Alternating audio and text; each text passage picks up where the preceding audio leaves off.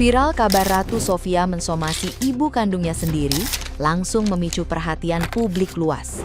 Aktris muda itu akhirnya memberikan klarifikasi didampingi kuasa hukumnya di Jakarta Selatan.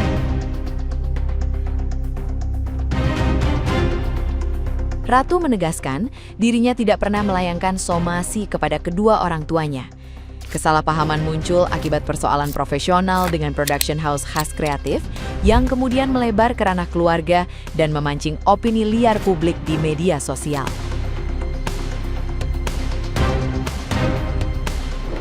Kuasa hukum Ratu Sofia juga membantah isi surat yang beredar disebut sebagai somasi resmi. Mereka menjelaskan surat tersebut hanya berisi pernyataan sikap mengenai kontrak kerja dan urusan hak profesional.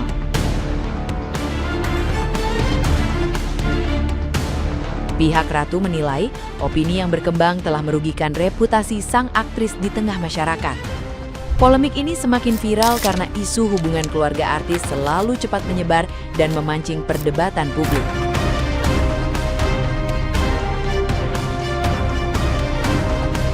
Nah, gimana nih menurut netizen yang terhormat? Silahkan berkomentar ya. Guys, ada drama baru lagi nih di dunia perfilman Indonesia. Ratu Sofia lagi jadi sorotan setelah dikabarin kena somasi. Dia dianggap nggak ikut bantu promosi film tersebut saat mau tayang. Awalnya banyak netizen ngira Ratu nolak promosi karena merasa kurang nyaman sama beberapa adegan di film tersebut. Apalagi kabarnya ada adegan yang cukup sensitif. Jadi langsung muncul di berbagai spekulasi di media sosial. Tapi di sisi lain, pihak Ratu Sofia juga buka suara dan bilang kalau masalahnya bukan sesimpel itu.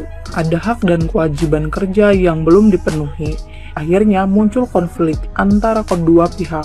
Sekarang kasus ini malah makin ramai karena banyak yang penasaran. Sebenarnya ini murni soal profesional kerja atau ada masalah lain di balik layar yang belum terungkap. Ratu Sofia mensomasi ibunya. Apa sih itu somasi? Jadi di sini gue hanya akan melihat permasalahan ini dari sisi hukum dan tidak menambahkan bumbu ataupun menyebarkan gosip lebih lanjut. Somasi dalam ilmu hukum itu artinya teguran. Somasi itu biasanya ada 3 kali sampai 3 kali. Somasi 1, somasi 2, somasi 3. Teguran untuk apa sih? Jadi teguran ini bertujuan agar kamu melakukan sesuatu atau menghentikan suatu perbuatan. Somasi ini merupakan upaya sebelum kasus kalian naik ke pengadilan. Jadi selama masih dalam upaya somasi ini, orang yang disomasi dapat melakukan negosiasi terlebih dahulu sebelum perkara ini naik ke pengadilan. Sejauh informasi yang saya dapat, tanpa membela kubu manapun, saat ini Ratu Sofia membantah karena telah mensomasi ibunya.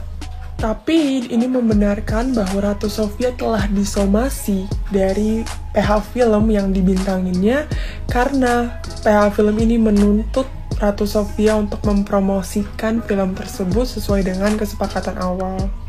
Oke, sekian dari saya. Kalau ada kasus lagi, saya muncul kembali.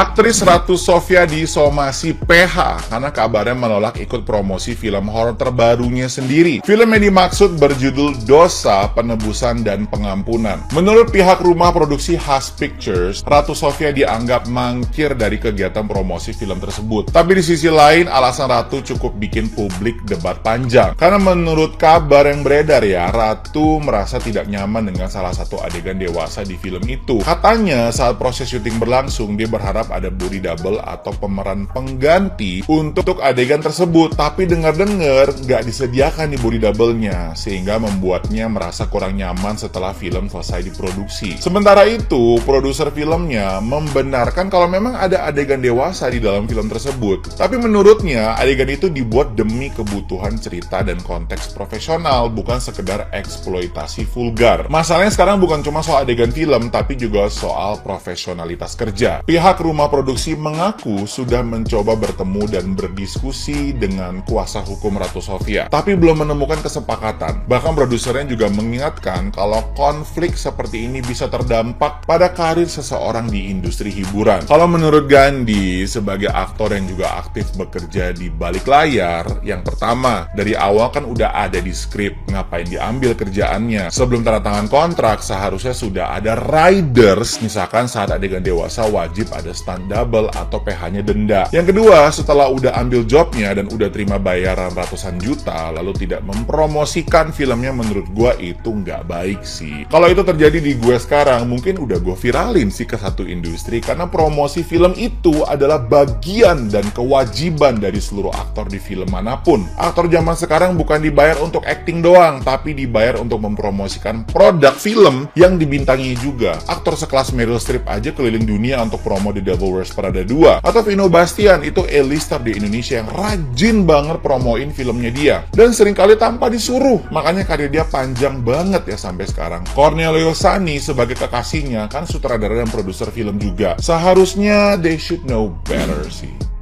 Lagi rame banget dibahas Ratu Sofia yang awal mulai disomasi sama Has Film, terus entah kenapa jadi ada rumor kalau dia ngesomasi orang tuanya. Dalam video ini gue bakal bantu jelasin dari beberapa berita yang gue baca. Kalau ada kesalahan bisa bantu koreksi di bawah ya. Salah satu akar masalahnya itu adalah karena Ratu Sofia tuh menolak untuk promosi film dimana dia jadi main karakternya di film Dosa. Salah satu alasan kenapa Ratu Sofia itu menolak itu ikut promosi karena adanya adegan vulgar dalam film tersebut. Produsernya sendiri itu pun menyatakan kalau dari awal adegan vulgar itu sudah ada dalam skrip dan adegan itu tuh bukan untuk mengeksploitasi tapi merupakan untuk jalur ceritanya. Dalam konferensi pers kemarin pun, pihak dari Ratu Sofia juga mengatakan bahwa mereka paham kalau promosi ini harus dilakukan secara sah. Karena udah pasti ada kontrak kan dari awal yang udah harus dipenuhi dari kedua belah pihak. Nah karena itu Ratu Sofia juga menuntut profesionalisme balik. Profesionalisme apa yang dimaksud itu maksudnya adalah fee dan juga upah. Pihak Ratu menyatakan ada upah-upah finansial yang belum diterima Ratu selama ini atau sejauh ini.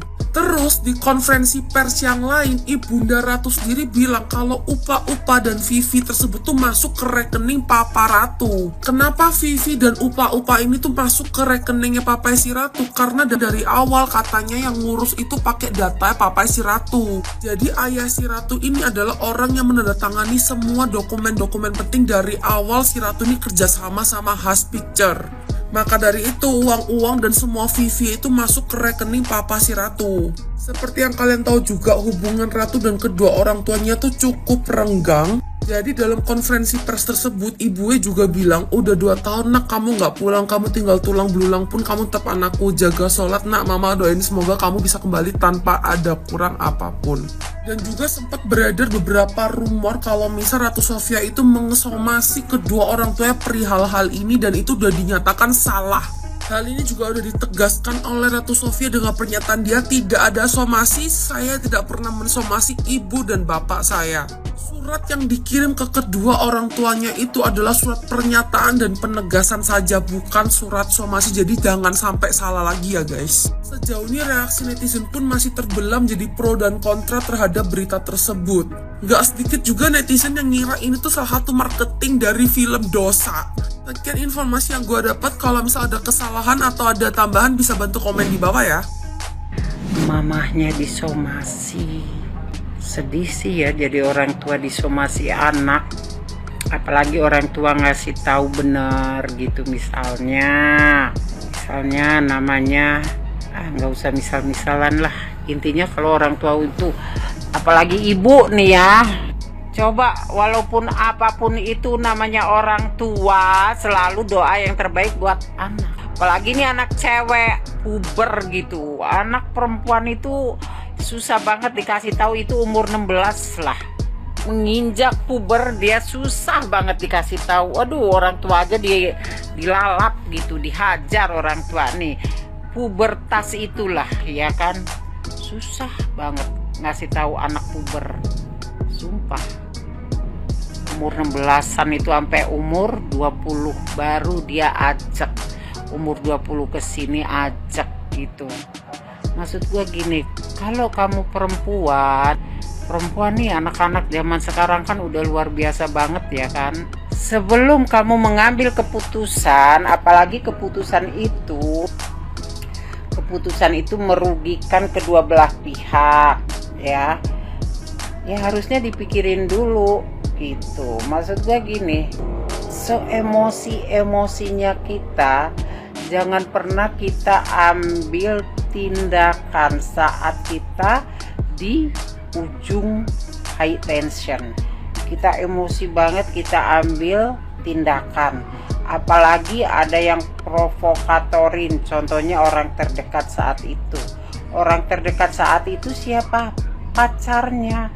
Which is di sini pacarnya yang tidak disukai oleh ibunya. Karena apa?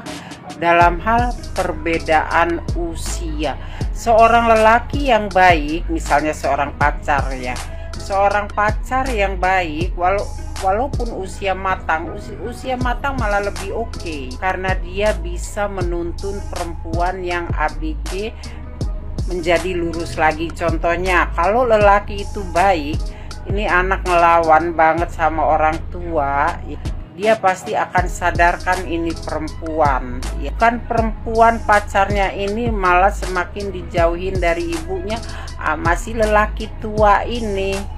Dan ini perempuannya juga terlalu cinta. Nah, ini yang bahaya banget, perempuan terlalu cinta. Karena apa?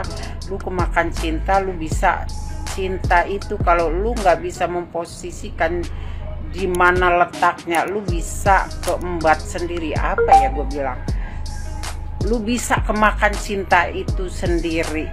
Maksud gue, lu kudu melek. Contohnya yang gue heran ini masalah siapa nih, gue tunjukin aja tuh.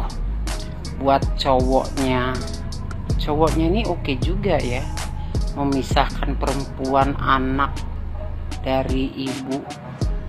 Minta-minta sih lakinya, pacarnya ini nggak apa ya, nggak matre, mau kondo gitu, modal doang. Karena ngelihat ceweknya ini berpenghasilan.